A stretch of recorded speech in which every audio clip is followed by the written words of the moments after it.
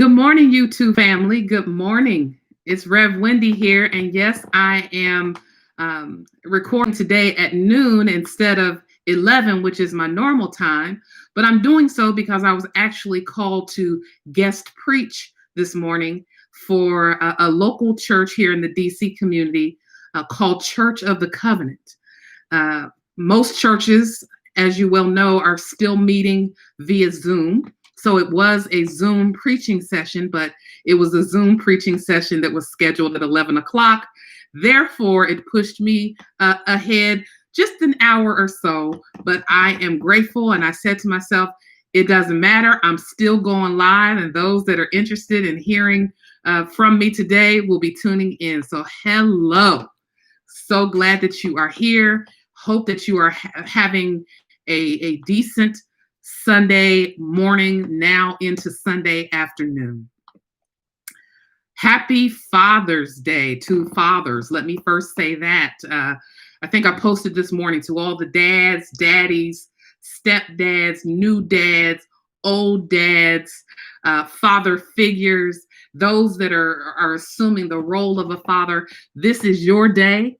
Happy Father's Day to you. And I hope that you are being treated like a king, if that's your preference, that maybe someone has fired up the grill for you and has allowed you to sort of kick back and kick your feet up today and let them be the grill masters or whatever it is you do in your house. Just know that we celebrate you. We honor the gifts that fathers bring into the lives of their families and children. Thank you so much. Also, definitely want to acknowledge those whose fathers may no longer be with us. And certainly that can make holidays like this a little tougher to experience. Those whose fathers perhaps have either passed away and transitioned, or who perhaps were absent, or perhaps the relationship that you had with your father was not as optimal as you would have preferred. These holidays can be tough. It can be tough to see others celebrate something that you don't have or cannot relate to. But I want you to know that you're not alone, and we see and we hear you too. And we'll hold space for you today. And hopefully at some point, someplace in your life, perhaps God and within your community, someone has stepped in that role for you, and been that fatherly presence that you so desired and that you so lacked. And if not, that is my prayer for you, that at some point in this lifetime, someone will step into that role and provide you with what you did not get, so that you can feel a wholeness and feel like that void that you might be experiencing can in some measure be filled. So that is my prayer for you all today. It's also the end of yet another eventful week. You know that we have those quite regularly now as we move into mid-June, and pretty soon we'll be into the thick of things in July and into summer. And today is the solstice, and you know that kicks off actually the beginning of that season. For me, I have been knee deep in the movement in terms of what's been happening. And today's message really is more on a social justice horizon than it is a spiritual one, though, even though the two for me are very deeply connected. The Black Lives Matter movement is really, and message is really about affirming the humanity of Black lives. So for me, that's spiritual, because I believe that we were all created by the same God. We bleed the same, we struggle the same, that we all, have much, much more in common than we have that is different than one another.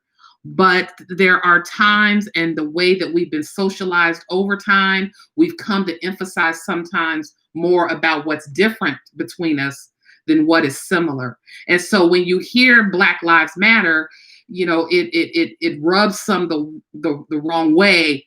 They begin to feel like, well, what about all lives? And I think I touched on this last week.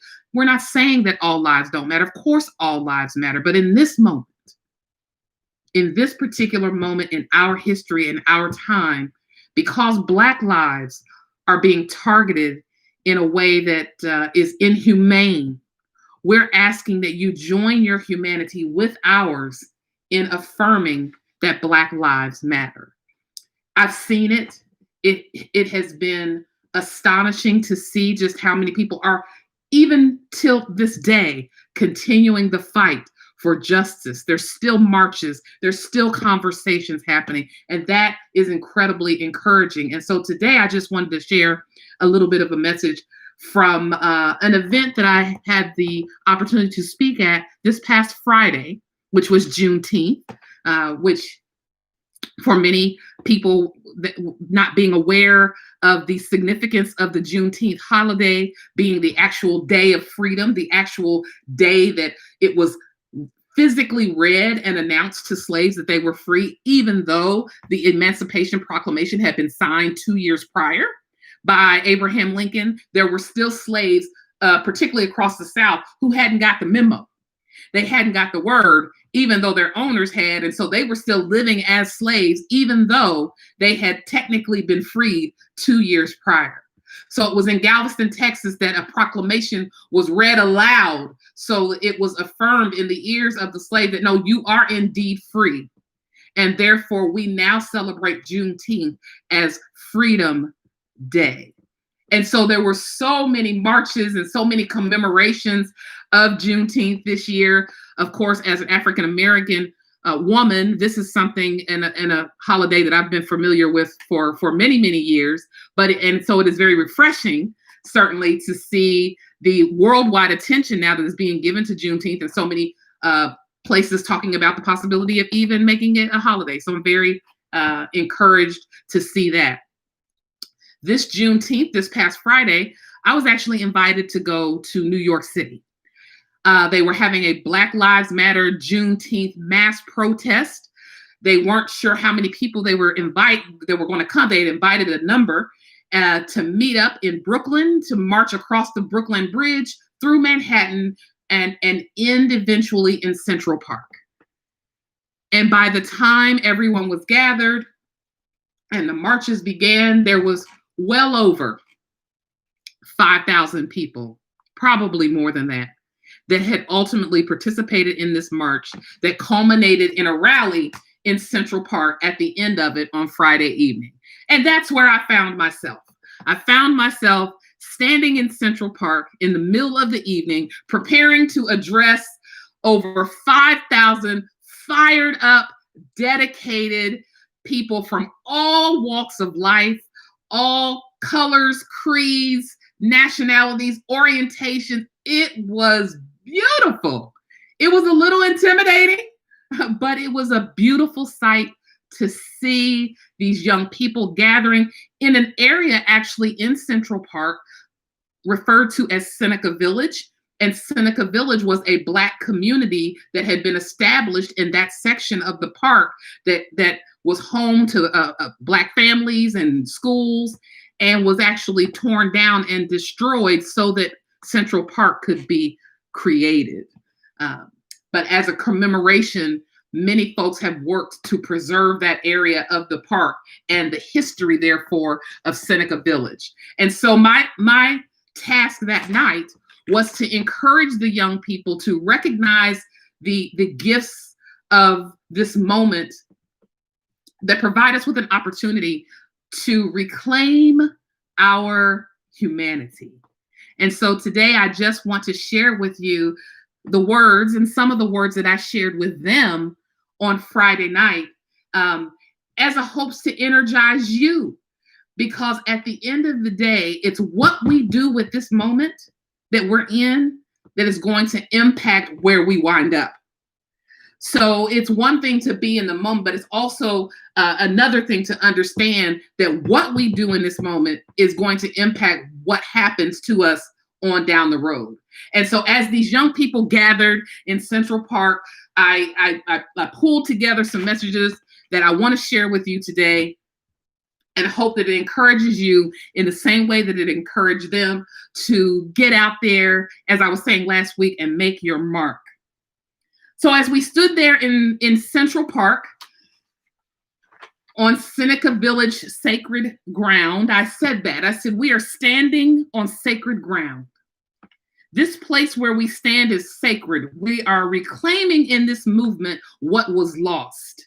We're reclaiming the lives of the people here that were lost. We're reclaiming their value and their worth, and we're reclaiming their dignity. And in reclaiming that for others, we then in turn are reclaiming our own humanity. Anytime you stand up for the justice of someone else or for the injustice that is being inflicted on someone else, what you are doing is affirming their humanity and affirming yours as well. What you are saying is, I recognize that that particular individual has the same right to dignity, respect, and equality that I do. And so I'm going to stand up for them in this moment. Because only when we are treated equally, worthily, and humanely can we truly be free. We're fighting today in this moment for the cause of racial justice. We're fighting for that cause through the avenues of social justice. But we also recognize that in the midst of this need for racial equality, for our humanity to be affirmed and defined, we also are in the need of economic justice. Because the truth is, poverty fans the flames of injustice. And I'm going to say that again. Poverty fans the flames of injustice. People cannot really be or feel free if they are broke. If you don't have money, if you don't have the means to empower yourself to make choices and to do what you've been called to do, how then can you truly feel free?